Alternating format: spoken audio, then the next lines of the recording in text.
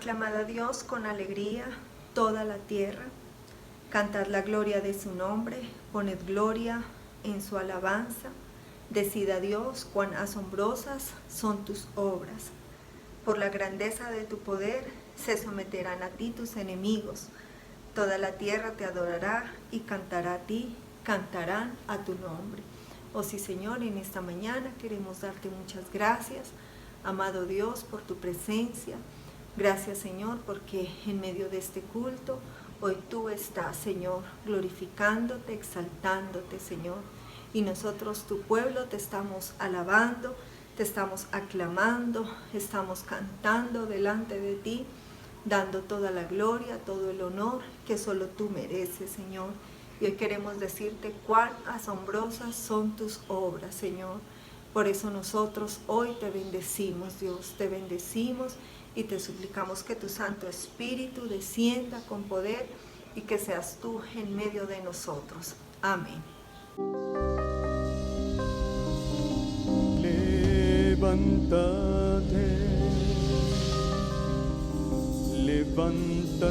Señor.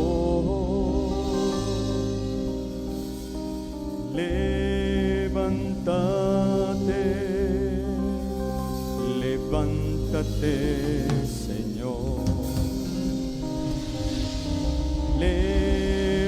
Levántate, levántate, Señor. Levántate, levántate, Señor.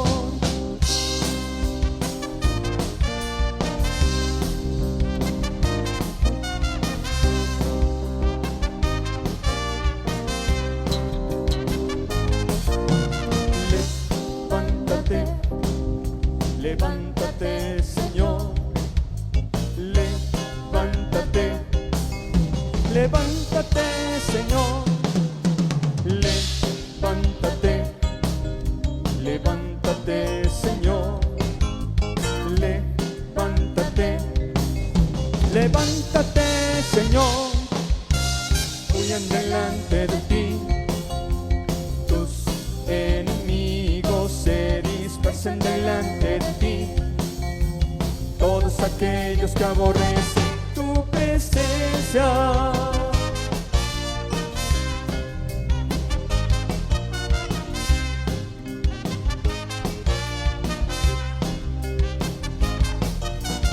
Levántate, levántate, Señor, levántate, levántate, Señor, levántate, levántate, Señor, levántate, levántate, Señor, huyan delante de ti, tus enemigos se dispersen delante de ti, todos aquellos que aborrecen tu presencia.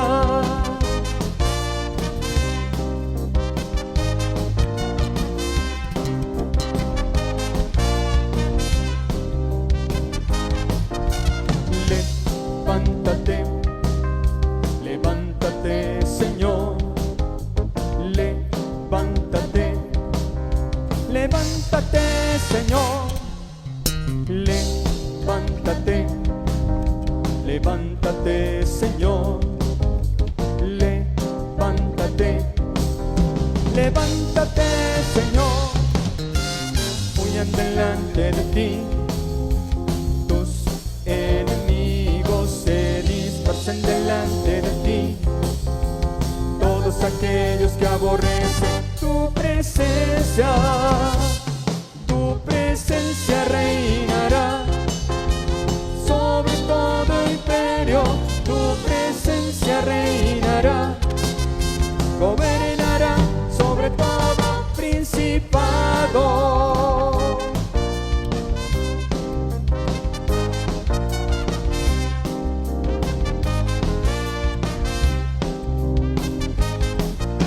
Espíritu de temor,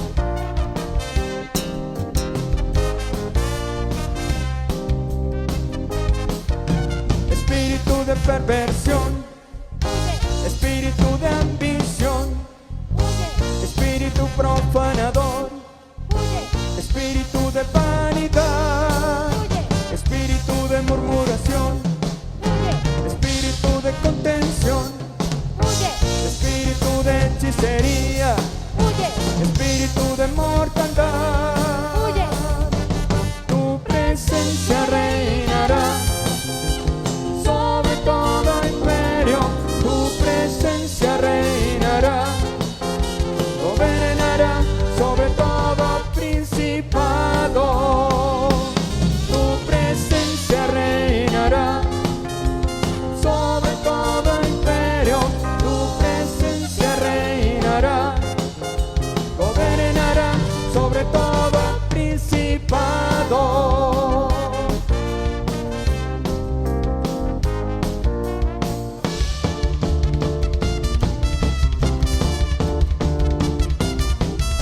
Levántate, Señor. Entraré en tu casa con holocaustos, te pagaré mis votos, que pronunciaron mis labios y habló mi boca cuando estaba angustiado. Holocaustos engordados te ofreceré, con sahumerio de carneros te ofreceré sacrificios. Venid, oíd todos los que teméis a Dios, y contaré lo que ha hecho a mi alma. A él clamé con mi boca y fue exaltado con mi lengua. Oh sí, Señor, hoy queremos darte a ti toda la gloria, Señor. Decirte, bendito Dios, gracias porque tú nos has levantado como un pueblo temeroso, Señor, un pueblo que te teme a ti, bendito Dios. Gracias porque hoy nosotros podemos decir, así como dice tu palabra, podemos contar lo que tú has hecho en nuestra alma, Señor. Y te damos gracias, Señor. Gracias porque has sido bueno, misericordioso y bondadoso para con nosotros. Por eso hoy nosotros declaramos, bendito sea nuestro Dios, que no echó de sí nuestra oración, ni sus misericordias han sido quitadas de nuestra vida, Señor. Gracias, gracias, amado Dios. Hoy con nuestros cánticos te alabamos, te bendecimos y te exaltamos. Amén.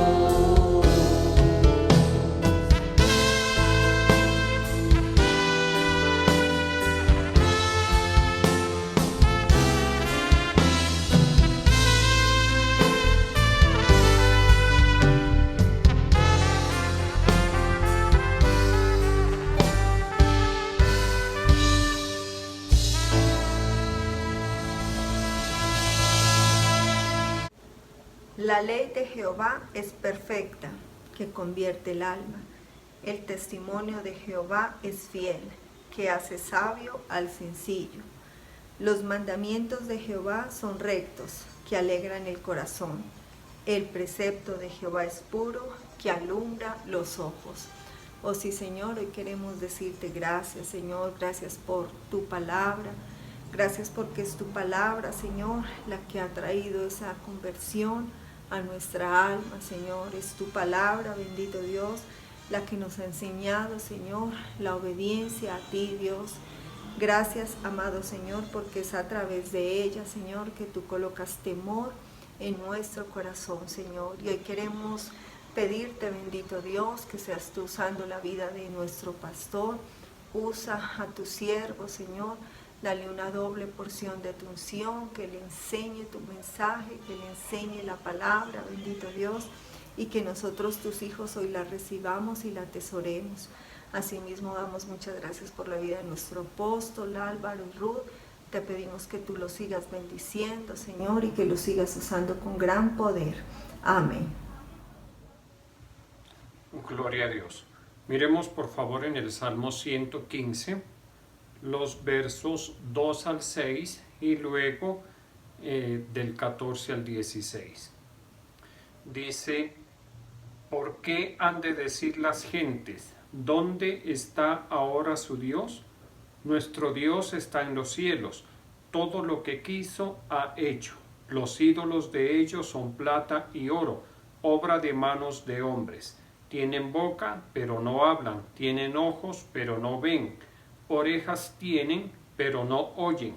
Tienen narices, pero no huelen. Manos tienen, pero no palpan.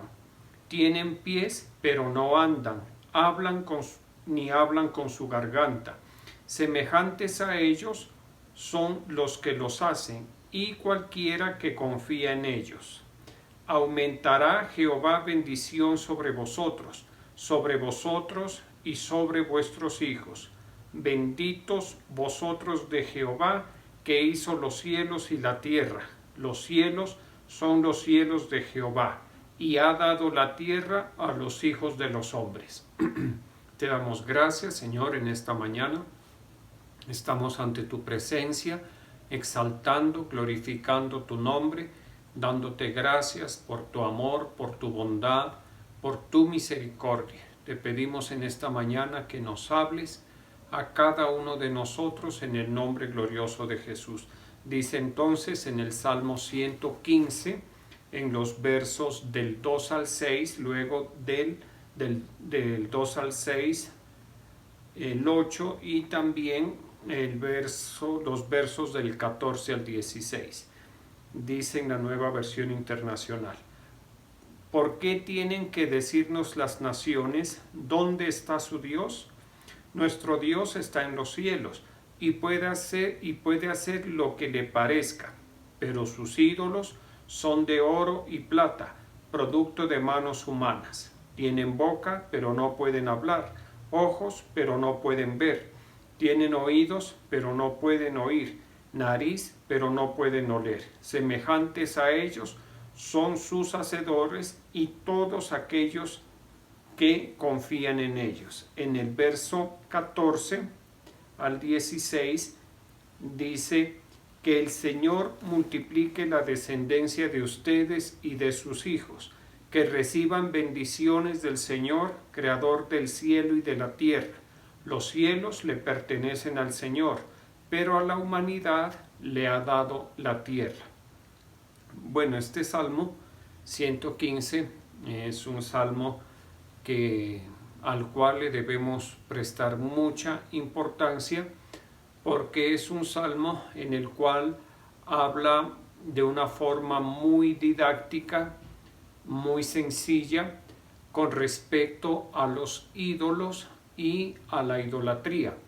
Lo primero que hay que destacar es que la idolatría es común a todos los pueblos a través de los siglos y en todo lugar. Todos los pueblos, las naciones a través de las generaciones han practicado la idolatría y la practican. No es el caso del pueblo de Israel. El pueblo de Israel, recordémoslo, es un pueblo al cual Dios formó a partir de la simiente de un hombre llamado Abraham. Esa simiente Dios la sacó de Abraham usando por una parte la fe de Abraham y por otra parte el poder de Dios. A partir de ahí Dios levanta un pueblo con unas características especiales, entre ellas pues que era un pueblo especial más que todos los pueblos, cuya especialidad radica en que es el pueblo de Dios, del Dios único, del Dios verdadero, del Dios creador. El pueblo de Israel tiene esa particularidad. Ahora bien, si nosotros consideramos que todas las naciones de la tierra proceden de la creación de Adán y Eva, entonces, ¿cómo es que el pueblo de Israel es considerado por Dios y por nosotros que lo reconocemos como el pueblo especial de Dios? La especialidad del pueblo de Israel radica en que es un pueblo que Dios creó para que lo reconozca a Dios, para que viva conforme al designio, al modelo que Dios tenía predestinado para este pueblo, y por sobre todo un pueblo que no tuviera otro Dios diferente. Recordemos que a través de la historia ha habido pueblos que han tenido 1, 2, 3, muchísimos dioses, lo que se conoce como politeístas. Han tenido muchos dioses, han tenido muchas figuras, entidades espirituales a las cuales han adorado. ¿Listo? Y entonces la diferencia con el pueblo de Israel es que Dios creó a Israel para que Israel se relacionara única y exclusivamente con su Dios creador. La idolatría, el politeísmo, que queda para los otros pueblos. Ahora bien, dentro del politeísmo hay que tener en cuenta que hay también pueblos que tienen muchas deidades. Eso es frecuente entre los pueblos y las sociedades politeístas, que tienen muchas deidades. En el caso de Israel, la única deidad es el Dios Padre Creador de los cielos, de la tierra, del universo, del espacio, del tiempo, del infinito, etc. Esa es la única deidad o divinidad. Ahora bien, esto pues les decía es la excepción a la regla. La regla es que los pueblos tengan muchos dioses, muchas deidades, muchos cultos. ¿Listo? La excepción es el pueblo de Israel. Ahora, como Israel es la excepción a la regla, a la idolatría, al politeísmo, pues las otras naciones notan esa diferencia, ¿sí? Sobre todo en el Antiguo Testamento. Esa diferencia debía ser notoria. El Señor quería que sea notoria la diferencia, que las naciones que por algún motivo se relacionaran con la nación de Israel perfectamente distinguieran que Israel estaba dedicada a rendirle culto única y exclusivamente a su Dios. Entonces las otras naciones preguntarían y dirían: ¿dónde está el Dios de ustedes? ¿Qué figura tiene? ¿Qué figura le han compuesto a su Dios? ¿Cómo es su rostro? ¿Cómo es su cara? ¿Cómo es su morfología? ¿Cuáles son sus características físicas? Esa pregunta se la harían al pueblo de Israel. ¿Por qué? Porque los otros dioses, las otras deidades de las sociedades que por algún motivo se relacionaban con Israel, sea por cercanía, en fin, pues ellos, las deidades, los dioses de ellos, sí tenían alguna forma. ¿Listo? Algunos tenían forma de seres humanos, otros formas de animales, otros combinación de animal y de humano. ¿Listo? Si no eran seres vivos, pues la luna tiene su forma, el sol tiene su forma. ¿Listo? Si es, por ejemplo, si veneraban alguna condición privilegiada, por ejemplo, la fertilidad, pues a la fertilidad le daban forma, generalmente forma de mujer. Es el caso de Astoret o Astarte, que es la misma diosa, ¿sí? Con dos nombres diferentes, honrada por dos pueblos diferentes, vecinos, muy relacionados entre ellos, y que era la diosa de la fertilidad, ¿de acuerdo? Entonces les decía, el Dios de Israel no se presentó ante su pueblo Israel con ninguna figura, ninguna forma, ni ninguna característica morfológica. La forma de relacionarse y de presentarse Dios a su pueblo fue muy distinta, muy diferente. Y aquí quiero que nosotros miremos un verso que es bien interesante. Está en Éxodo capítulo 25, en los versos 21 y 22, que dice: coloca el propiciatorio encima del arca y pon dentro de ella la ley que voy a entregarte. Yo me reuniré allí contigo en medio de los dos querubines que están sobre el arca del pacto. Desde la parte superior del propiciatorio te daré todas las instrucciones que habrás de comunicarles a los israelitas. Miremos que en Éxodo 25, versos 21 al 22, Dios le habla a Moisés con respecto a la forma con la cual Dios se relacionaría con el pueblo de Israel, con su pueblo amado, y lo hace a partir de unas leyes, de unas ordenanzas que el Señor escribió con su propio dedo en unas tablas de piedra y que se las entregó a Moisés.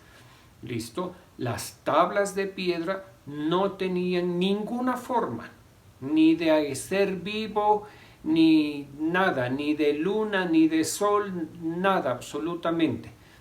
Eran unas tablas de piedra, pero que contenían los mandamientos de Dios, ¿listo? Los estatutos, los decretos. Y a esas tablas de piedra que contenían los mandamientos, las ordenanzas de Dios para su pueblo, se las conoce como el testimonio. ¿El testimonio de qué? El testimonio del Dios de Israel. ¿Listo? Cualquier otro Dios, por ejemplo, los amonitas o los filisteos, por decir algo, tenían a su dios Dagón.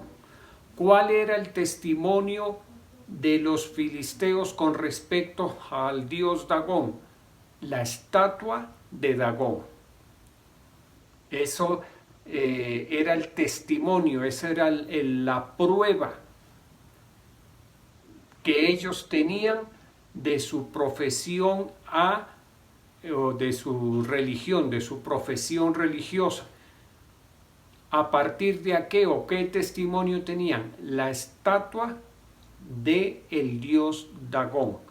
¿Listo? Ellos veían la figura, la forma, los ojos, los oídos, la boca, el semblante, las características morfológicas de esa estatua y ya la identificaban. ¿Con qué nombre? Dagón, dios de los filisteos. En el caso del pueblo de Israel, la situación es muy diferente. ¿Listo? El pueblo de Israel, ¿con qué se identificaba? Podríamos decirlo. Con las tablas de la ley que Dios le había dado a Moisés. Por eso se le conoce como el testimonio.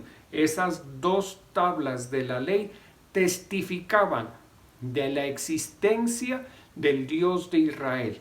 Y no tanto la parte física, o sea, las tablas en sí mismos, sino las leyes, ordenanzas, mandatos, testimonios que esas tablas contenían.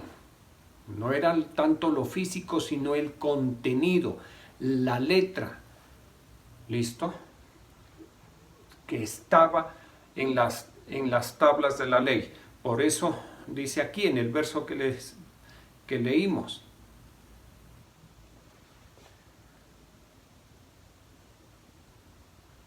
Dice, coloca el propiciatorio encima del arca y pon dentro de ella la ley que voy a entregarte. Esto es conforme a la Nueva Versión Internacional. En la versión Reina Valera y dice, y pon dentro de ella, pon dentro del arca, coloca el testimonio que te voy a entregar.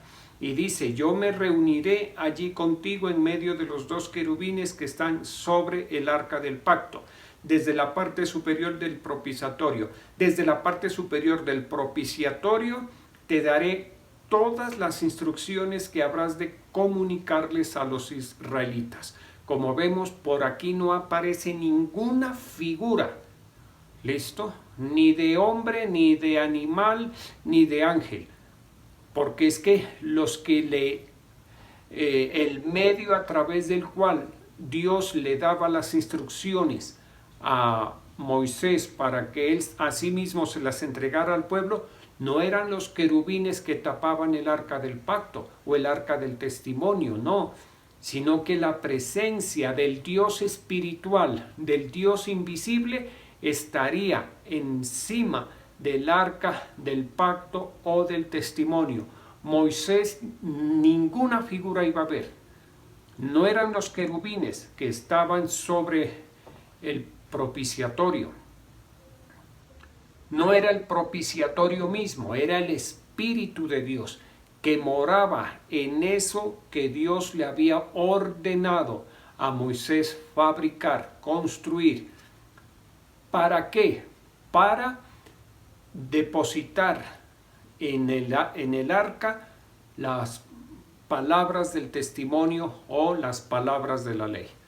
¿Listo? Miremos lo que dice en la epístola a los Hebreos, en el capítulo 9, en el verso 4. Dice, el cual tenía el altar de oro para el incienso y el arca del pacto, toda recubierta de oro. Dentro del arca había una urna de oro que contenía el maná, la vara de Aarón que había retoñado y las tablas del pacto o las tablas del testimonio. ¿Listo? Aquí nos clarifica más con respecto a lo que había en el lugar santísimo del tabernáculo. ¿Sí? Y específicamente dentro del arca del pacto dice que había una urna. ¿Qué contenía esa urna? Contenía el maná, que es la provisión permanente de Dios a través del peregrinaje para el pueblo de Israel en el desierto y para nosotros la iglesia. El maná representa el sostenimiento, la provisión que está asegurada para nosotros, y a eso hay que ponerle mucha atención. Si nosotros nos mantenemos en el nuevo pacto, confiemos tranquilamente, relajadamente en la provisión de Dios. ¿Listo? Siempre va a estar la provisión de Dios, el maná, Y esa provisión de Dios la podemos entender de dos formas, de una forma espiritual y de una forma natural. La forma espiritual es el alimento espiritual que viene a través de la palabra. Y ese alimento espiritual que viene a través de la palabra, desde el punto de vista natural, contiene todos los principios que nosotros necesitamos aquí en la tierra para lograr tener el sustento, y no solamente para lograr tener el sustento, sino también para prosperar, para progresar, para que el pueblo de Dios, para que la iglesia de Cristo sea un pueblo próspero. Eso representa el maná. La vara de Aarón que reverdeció tiene que ver con el sacerdocio. Recordemos que Aarón fue el primer sumo sacerdote, es la raíz del sacerdocio. A partir de Aarón, hermano de Moisés, Dios nuestro Señor levantó un sacerdocio para que el sacerdocio se relacionara con Dios, se relacionara con el pueblo y permitiera la relación de Dios con su pueblo. Ese sacerdocio no finalizó una vez que inicia el nuevo pacto, no, sino que hay un cambio del sacerdocio, como el pacto, el convenio cambia el sacerdocio, ¿listo? No se quita, sino que muda. Por eso el Señor le dijo a Moisés que dejara la vara de Aarón, que cambió, que mudó, porque recordemos que, eso no me voy a detener ahí, que Dios le dio la orden en un momento a raíz de una circunstancia, le dio la orden a Moisés de que pusiera en el arca del pacto las varas de los 12 príncipes de Israel y también la vara de Aarón.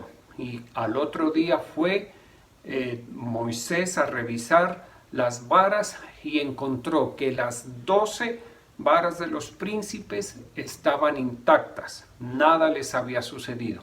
En cambio, a la vara de Aarón había reverdecido. ¿Listo?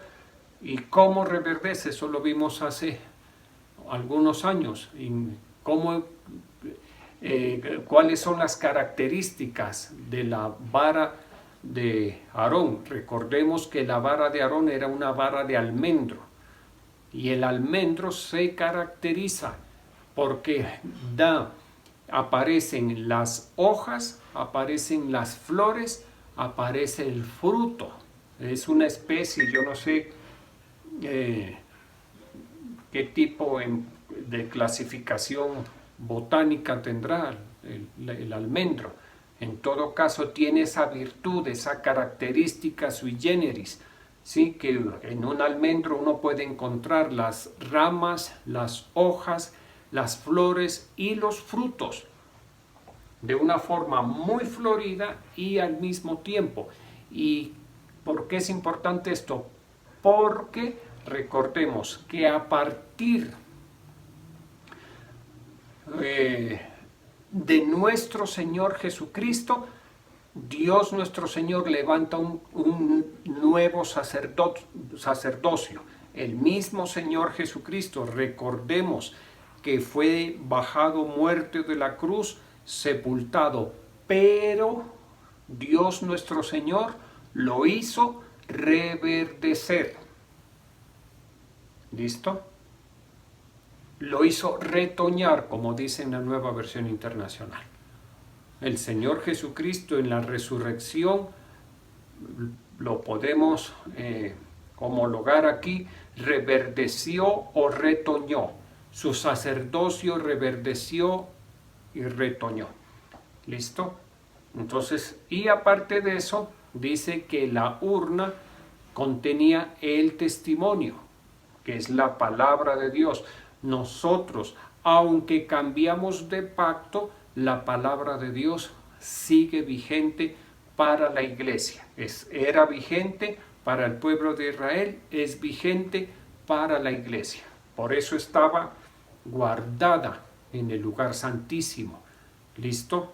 Dentro del arca. Y dentro del arca en una urna forrada de oro.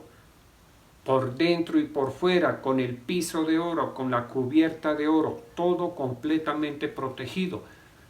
¿Listo? Son cosas, digámoslo así, designios de Dios que no cambian, inmodificables.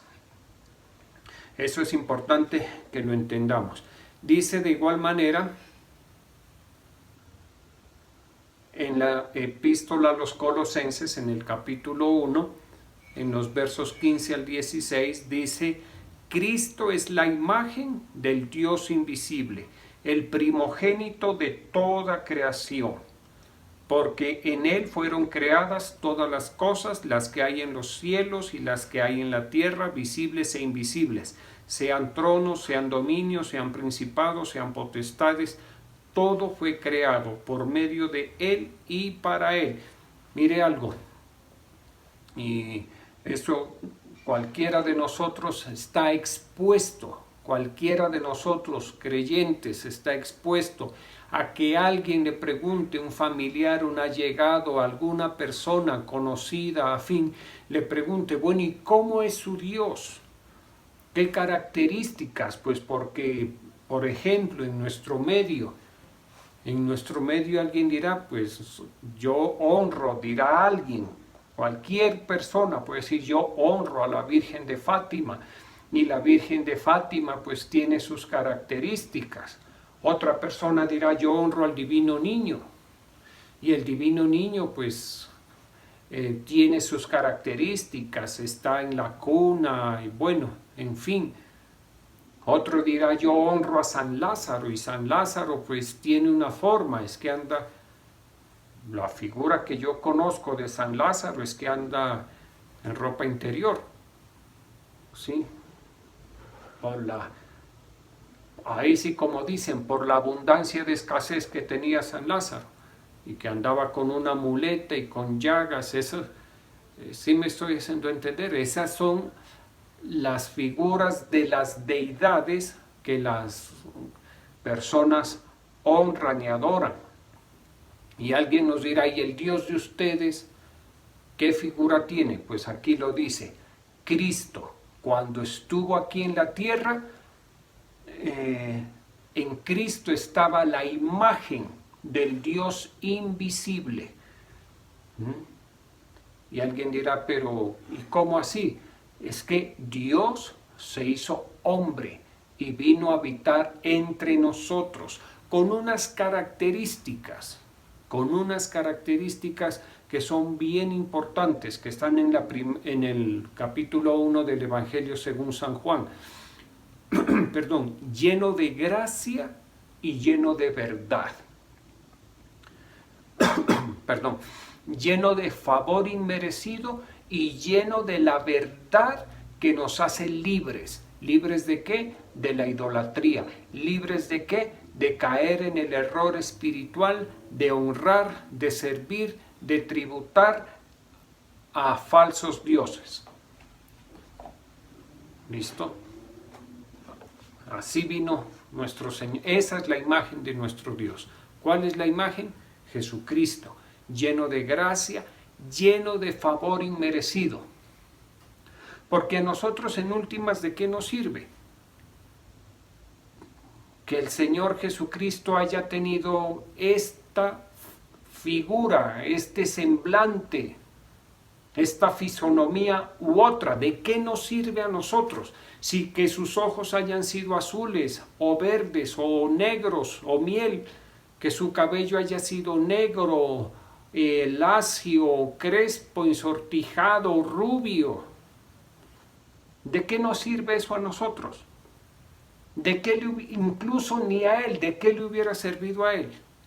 Quizás si era demasiado bonito le hubiera servido hasta de tropiezo, porque más de una se iba a enamorar de ese aspecto físico tan bonito. De nada le servía. Él sí tenía una boca Y de su boca salían palabras de gracia y salían palabras y enseñanzas con autoridad.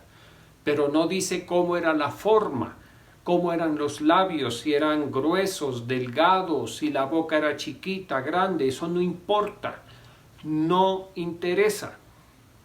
¿Listo? Lo que interesa es el contenido de lo que haya salido de su boca, la autoridad, el poder, la gracia, el perdón, la misericordia, la verdad. Eso es lo que a nosotros nos importa. ¿Sí? Y nosotros, la verdad, no debemos preocuparnos.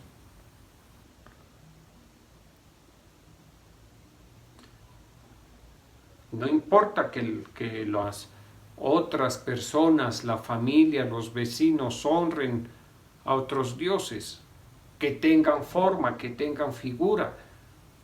Eso es asunto de cada uno. El hecho es que nosotros tenemos un Dios que ha dado testimonio de su existencia, de su poder, de su verdad, de su misericordia a través de su palabra. El testimonio de nuestro Dios no es una figura animal o humana. El testimonio de nuestro Dios es su palabra, que es eterna, que está cargada de vida. Su palabra que es poderosa. ¿Listo? Su palabra que no dejará de ser. Ese es el testimonio que nosotros tenemos de nuestro Dios. El resto no nos debe preocupar. Y dichosos nosotros, porque mire lo que dice a partir del verso 14 en el Salmo 115.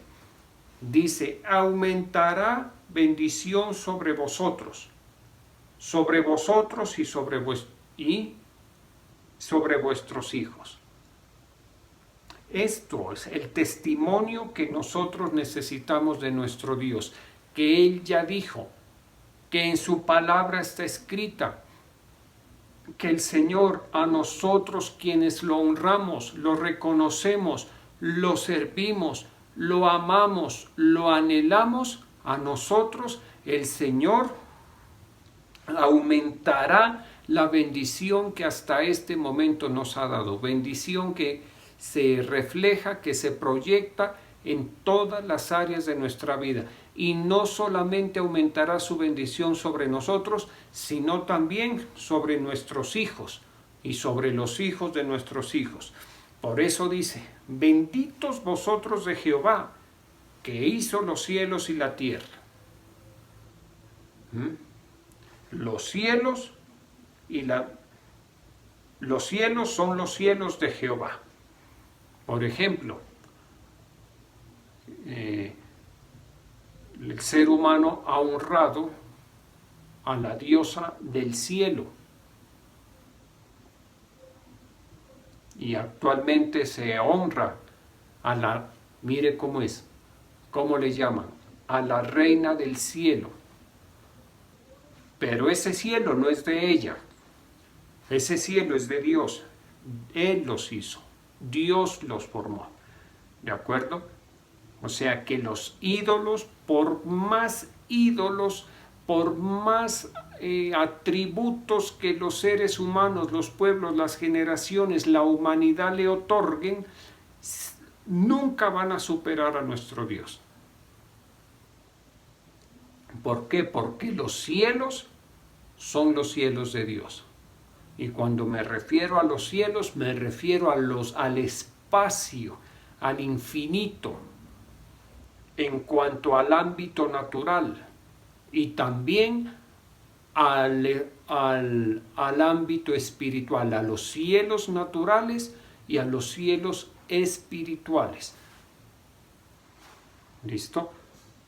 Es una temática bien difícil de discernir, de entender. Lo importante es creerla.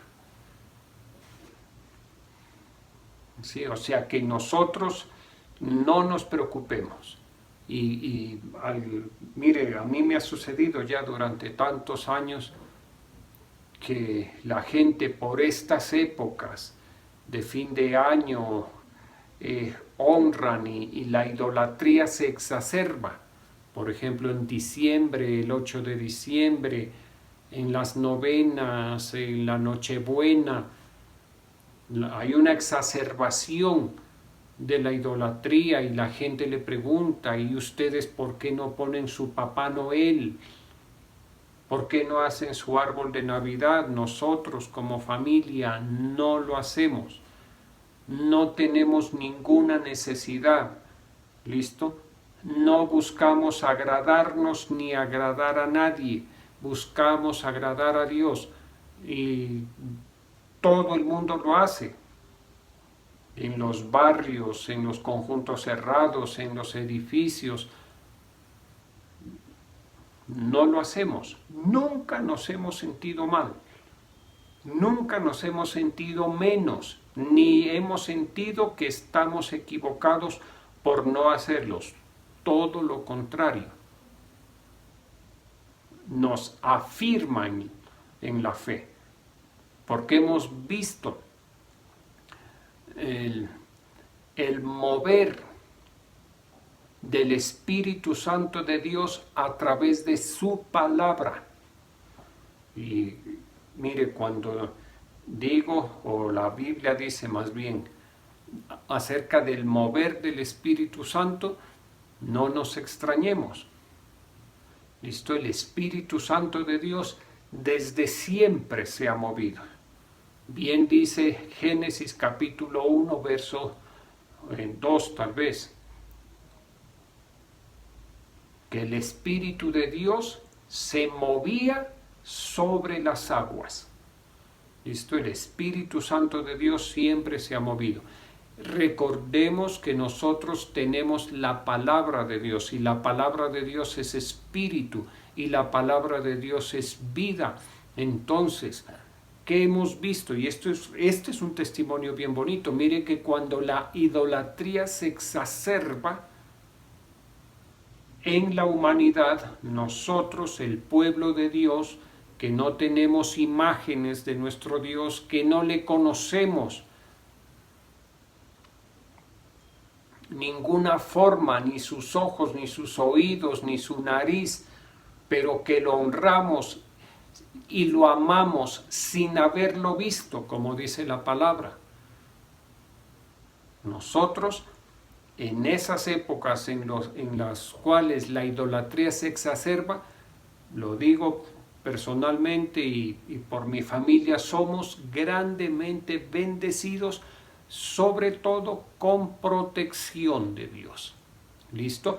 Porque el Espíritu de Dios que está en la palabra de Dios se mueve, se ha movido en nosotros, en nuestra familia, para guardarnos, para preservarnos, para bendecirnos, incluso para promocionarnos, para defendernos. Entonces no hay que tener ningún temor y nadie se debe sentir mal. ¿Listo? Y yo tengo que decirlo, no participe. No participe. Ahorita está encima una celebración terrible, el Día de los Muertos, de todos los muertos. O el Día de las Brujas, o de eso que no quiero ni mencionar esa palabra. Eso es un culto a las tinieblas. Si viene Navidad, las fiestas, las fiestas de diciembre, eso es pura idolatría, puro paganismo. Y nosotros no tenemos ninguna fiesta especial. Para nosotros cada día de culto debe ser un día de fiesta. De lo contrario, léase el Salmo 100 y verá que lo que le digo está sentado en la palabra de Dios. El Salmo 100 dice: cantad alegres de Dios, habitantes de toda la tierra.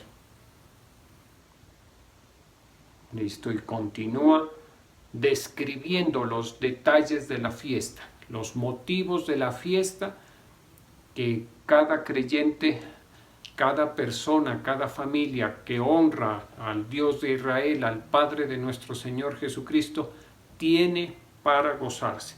Y mire lo que dice aquí en la primera epístola a los Corintios.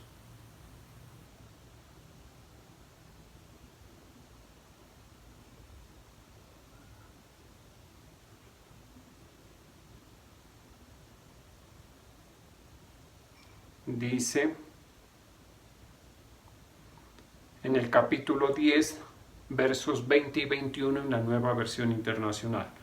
No, sino que cuando ellos ofrecen sacrificios, lo hacen para los demonios, no para Dios.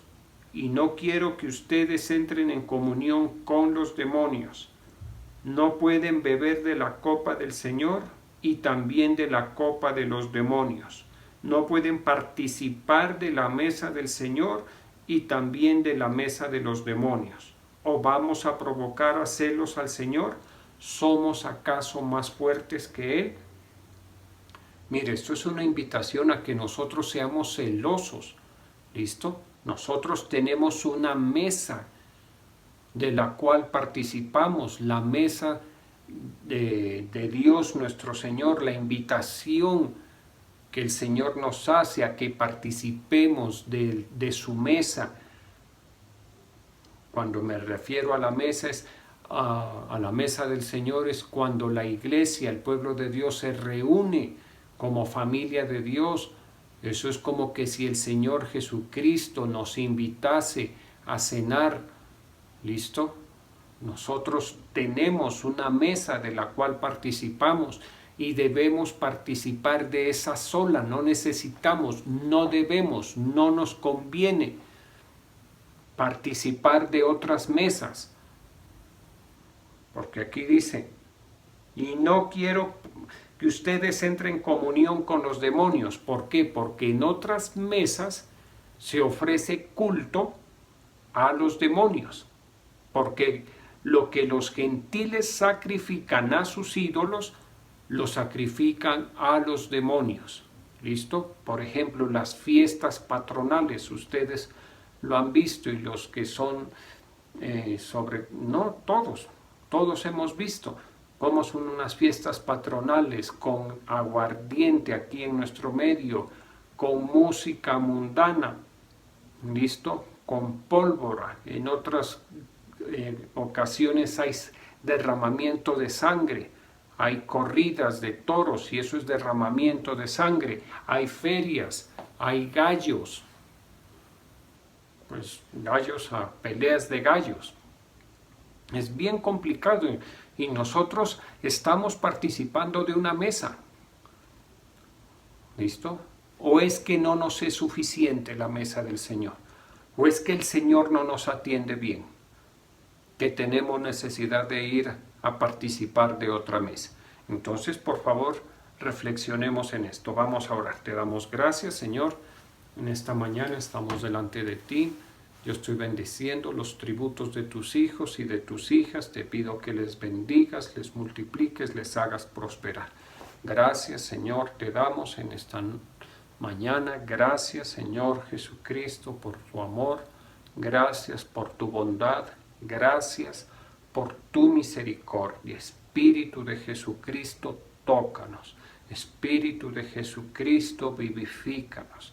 Espíritu de Jesucristo, coloca en nosotros el querer como el hacer, por tu buena voluntad, Señor. Ayúdanos a santificarnos más y más, porque hemos sido convidados a tu mesa, para que participemos única y exclusivamente de lo que tú pones delante de nosotros. Con eso tenemos más que suficiente, Señor. Ayúdanos, Señor Jesucristo, coloca en nosotros entendimiento, discernimiento, que seas tú por medio de tu Santo Espíritu, Señor, hablándonos, dirigiéndonos, sosteniéndonos, Señor, en este peregrinaje en el que nos encontramos. Oramos por nuestros apóstoles, Álvaro, Ruth, su familia, todos los líderes, pastores y ovejitas de este ministerio, guárdales y protégeles. Oramos por la paz de tu pueblo amado, por la paz de Israel, Señor. Bendice a tu pueblo amado en el nombre de Jesús. Yo bendigo a tus hijos y a tus hijas en el nombre del Padre, del Hijo y del Espíritu Santo.